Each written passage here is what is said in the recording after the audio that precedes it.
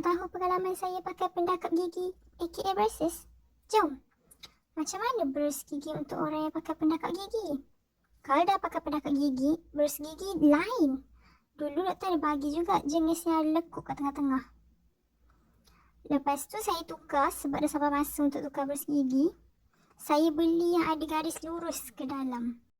Macam mana nak guna? Kalau yang ni kita kena gosok bulat-bulat. Kita letak kat gigi kita. Lepas tu kita gosok bulat-bulat. Untuk setiap gigi. Jadi dia akan memakan masa yang lama jugalah. Okay, kalau yang ni pula kita kena gosok memanjang.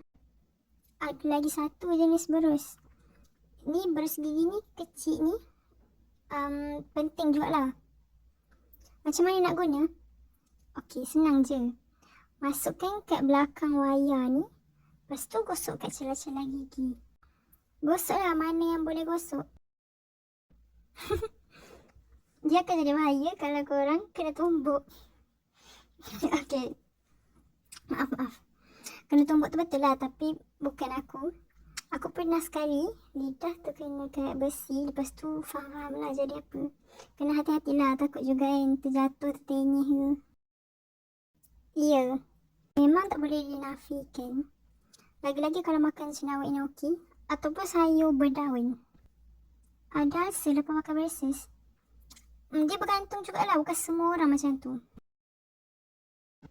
Okey, dia ada lagi satu.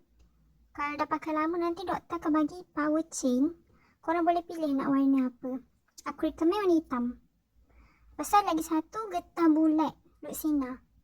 Tak silap orang panggil getah elastik. Dia tengok pada gigi kita lah. Doktor suruh pakai macam mana. Kalau aku doktor suruh pakai macam ni. Segitiga.